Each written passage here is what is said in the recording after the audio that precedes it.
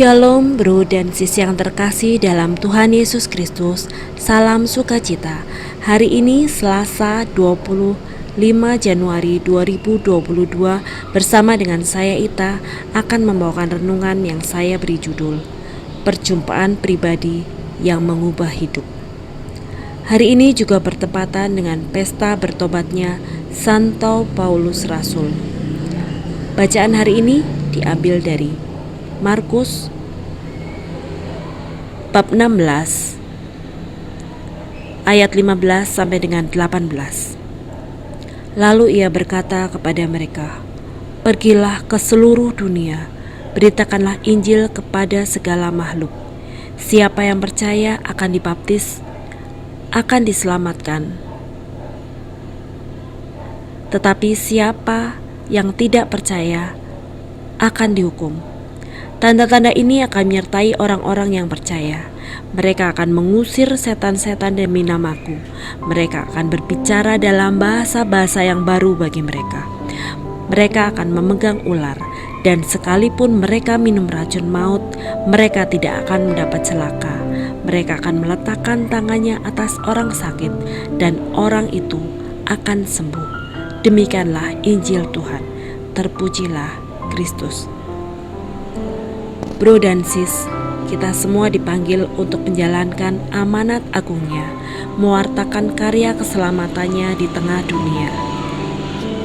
Kita mengetahui bahwa Rasul Paulus yang dulunya bernama Saulus adalah seorang penghujat, penganiaya, dan pembunuh orang-orang pengikut Kristus.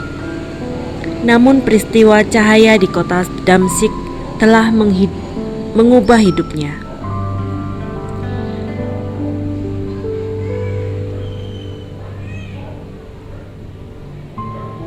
Dalam Kisah Para Rasul 22 ayat 7, "Maka rebahlah aku ke tanah dan aku mendengar suatu suara yang berkata kepadaku, 'Saulus, Saulus, mengapakah engkau menganiaya aku?'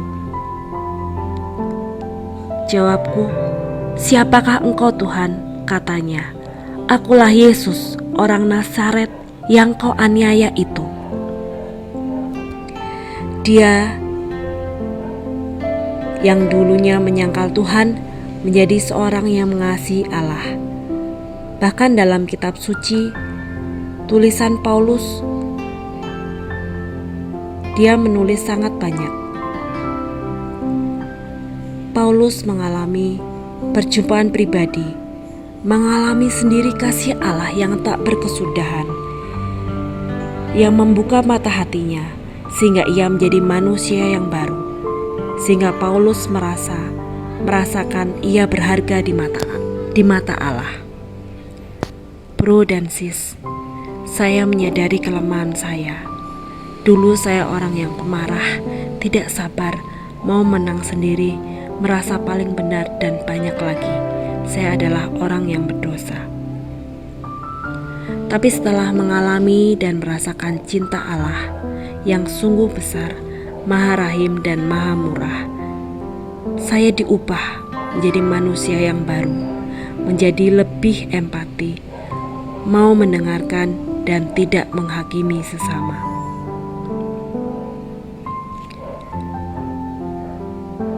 Dulu hidup saya hanya memikirkan aku dan aku, semua kehidupanku pribadi. Tapi setelah merasakan kasih Allah, sudah tidak memikirkan untuk kehidupanku sendiri, tapi memikirkan bagaimana hidupku bisa bermanfaat bagi orang lain.